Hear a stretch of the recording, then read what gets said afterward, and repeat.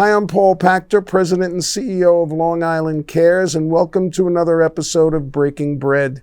This is our program that provides information on important services, programs, and organizations that provide support for the people of Long Island.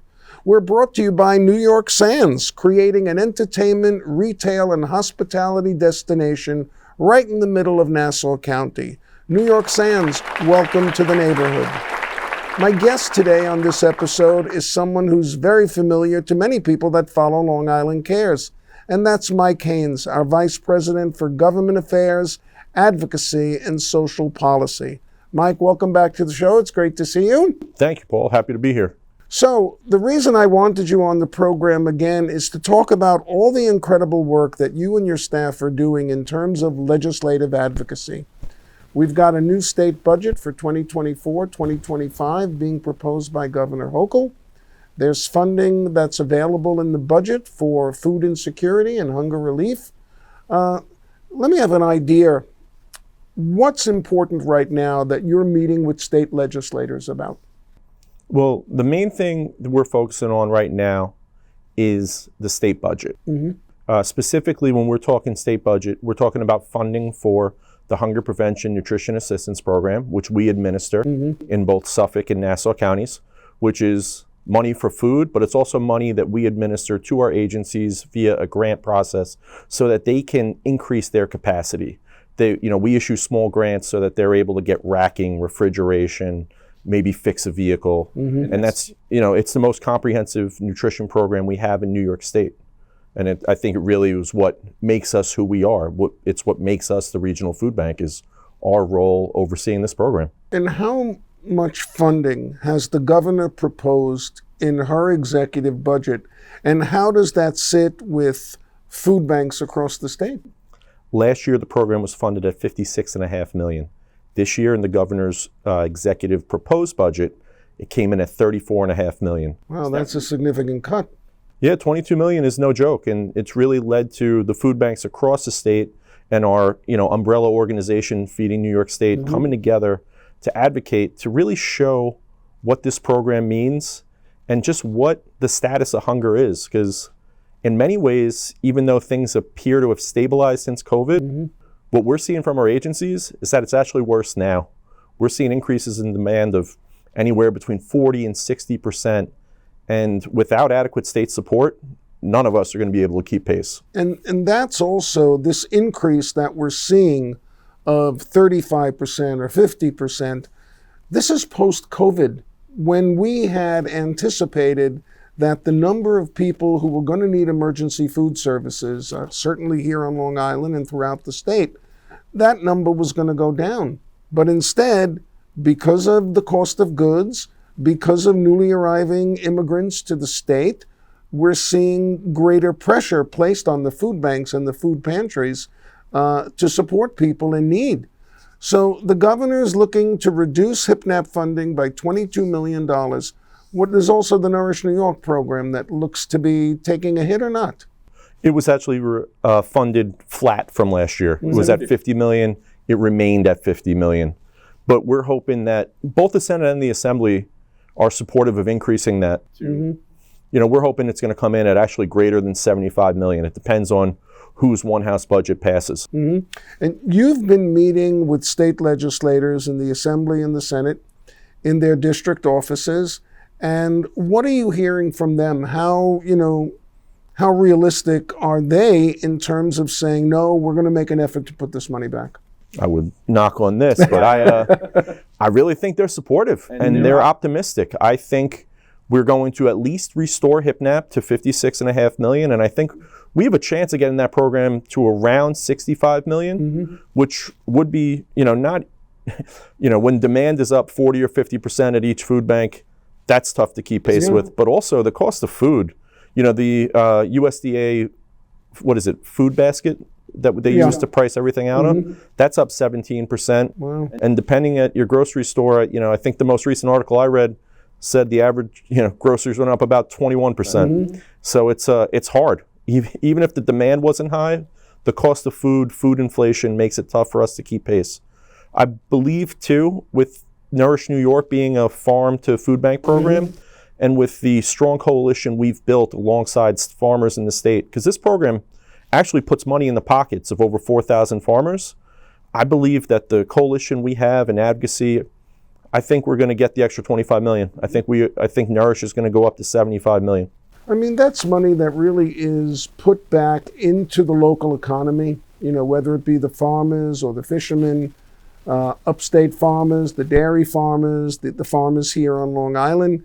And to leave it flat at a time when the need has grown substantially is going to really put us in a very bad situation in terms of being able to meet all the needs.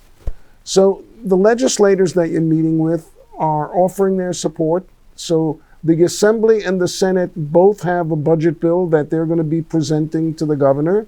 And then, of course, the governor, the Speaker of the Assembly, and the Senate leader going to get together.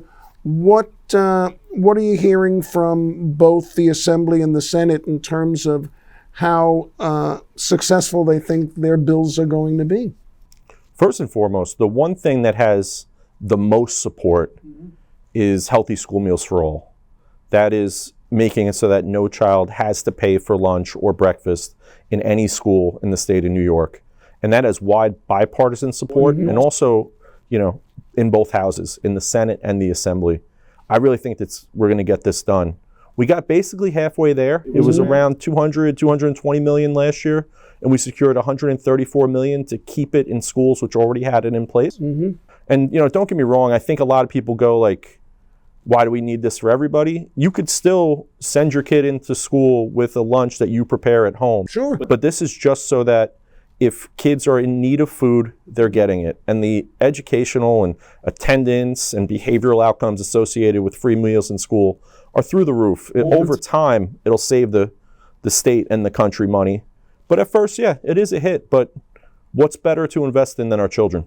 And during COVID, correct me if I'm wrong, but every child in school had access to the school meals program. Yes. When schools, of course, reopened, and even during COVID, when some of the children were getting meals provided at the school to take home, it was sort of like open enrollment for everyone. We just have to make sure we're feeding the children. And now there's legislation, as you said, to make this more permanent moving forward. Are you getting any pushback at all from any legislators in terms of the kind of money we're asking for, which really doesn't seem to be a lot? I mean, if the budget's going to be somewhere around 230, 240 billion, we're talking in the millions. We're not talking in the billions. So, I'm not going to say a drop in the bucket. It is a significant investment, but it's an investment which pays for itself over time. It's an investment which makes us healthier, which makes us safer. The one area where I am seeing a little bit of pushback is on raising the SNAP minimum benefit. We've supported legislation which raises the SNAP minimum benefit in New York State, brings it up to $100. Right now, the federal SNAP minimum benefit is $23, which, if you go to Stop and Shop right now, you're not getting that much for $23. No.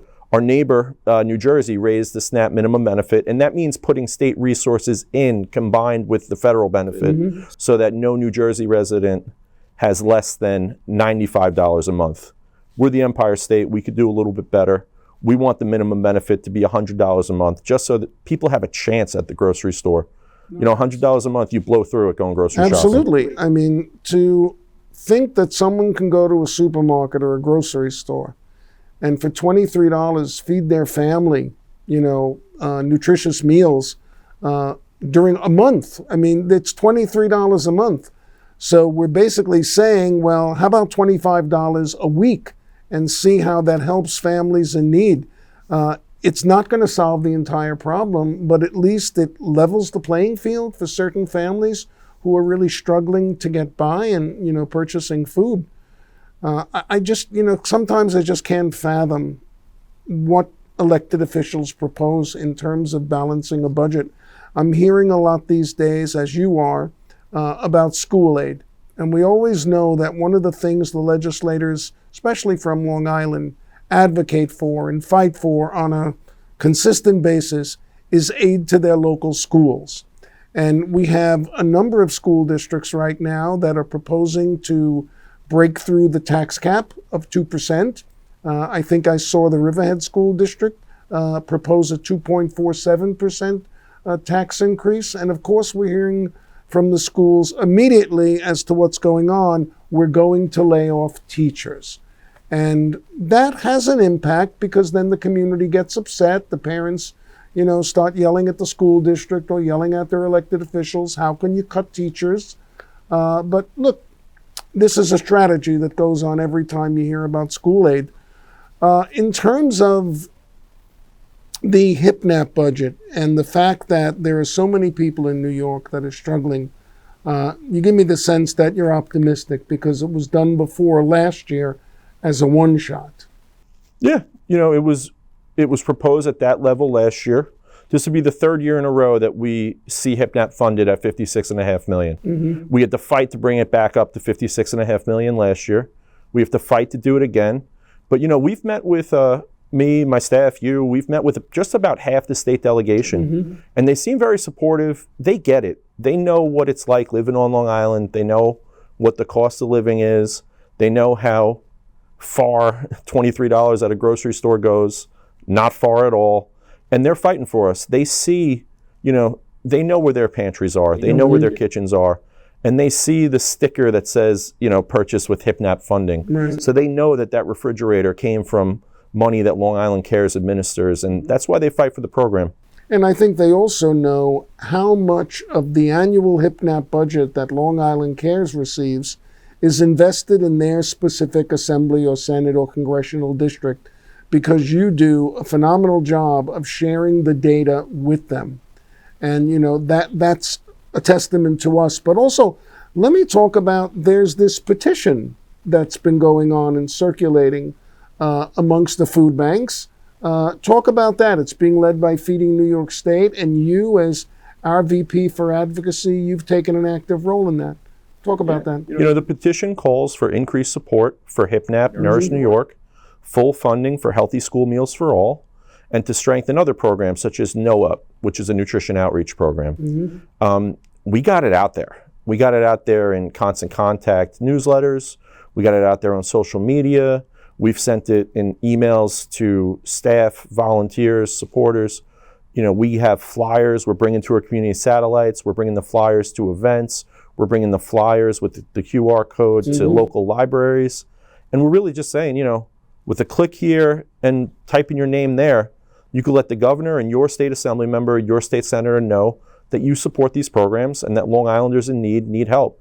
And just this week, we actually surpassed our petition signer total from the previous year. Mm-hmm. So I'm pretty happy. I have new staff this year. I have a new government relations and advocacy manager, Caitlin Kristoff, mm-hmm. and she's looking at things differently and strategically, and we've gotten to some new audiences, which I'm very happy about, and the proof is in the pudding. Mm-hmm. Nearly 600 Long Islanders signed on to show their support through our work. And if people want to join that movement, sign the petition, there are flyers and information available at local libraries? It should be on our website right now. It should be at our libraries. It is on my LIC Government Affairs Twitter. Okay. And I believe we've shared it with the regular Long Island Cares Twitter as well. So in other words, if people go on to licares.org, they can find the petition. It takes 10 seconds to sign it, click a button, and they become part of the movement. Yeah. To make sure that New York State is funding hunger prevention programs at adequate levels. It's a real easy way to do it. Mm-hmm. You also just returned from Washington, D.C., where you met with the Long Island delegation. What are some of the federal issues that we're advocating for right now? We're talking about the Farm Bill. The Farm Bill funds all the nation's ag programs. And for us, it funds TFAP, which we administer just like we administer HIPNAP. Mm-hmm. We administer the federal nutrition program in Suffolk and Nassau counties. And for us, what that means is about 5 million pounds of federal commodities that we get, which we distribute through our network. We also receive some storage and distribution funding as well, mm-hmm. because if you're going to deal in quantities of millions of pounds, you need to be able to properly store and get that product out. And what's your sense of the congressional delegation from Long Island? Supportive toward the Farm Bill, voting for a Farm Bill, okay with the SNAP increases? I was pleasantly surprised by how supportive our entire delegation was. you know, it's a tough time. You know, every 2 or 3 weeks we're talking about a shutdown, and you know, a lot of times or an impeachment. There's a lot of things we're talking about in DC, and you know, tough budgetary decisions have to be made. So you never really know until you talk to the person themselves, but they get it. They understand that fighting for TFAP means fighting for food banks like Long Island Cares, and it means more food at the local kitchens and pantries that are in their districts. And they also really, you know, our SNAP, when our congressmen have came around on SNAP, they don't see it as this entitlement program, which is, you know, wasteful spending. They get that it's just helping to uplift people so that with their own limited income, with their, you know, visiting a food bank or their local pantry, and maybe, you know, right now $23 a month or $60 a month, it's people that are, you know, a good chunk of them are working. The chunk that isn't working are seniors or children or the disabled. And they're seeing that, wow, this program is helping to empower these people so that they don't need more help. If they're able to, you know, set aside some money to pay their rising utility bills, and, you know, this little benefit helps them to get food on the table. And also, we got to protect that benefit too. SNAP skimming is becoming more and more of an issue. Senator Gillibrand sponsored legislation so that if people are victims of SNAP skimming, they could get those funds back, and they need it. You know, these people that are skimming money off the EBT cards of SNAP recipients are stealing from children. They're stealing from single moms. They're stealing from disabled veterans. They're not stealing from the rich and giving to the poor. They're the opposite of Robin Hood, and it's despicable. It really is. That's a whole nother topic for a whole nother show. Unfortunately, we've reached our time. Mike Haynes, Vice President for Government Relations, Advocacy and Social Policy at Long Island Cares. Always great to have you on, because people get to know a lot about the work that we're doing. If you enjoy what you're watching, Breaking Bread, then please consider subscribing to our YouTube channel right here on your screen. So until next time, I want to thank New York Sands for their sponsorship of the program. I want to thank Mike Haynes for joining us again, and I want to thank you for watching. Until next time, please go ahead and take care of each other. Bye-bye.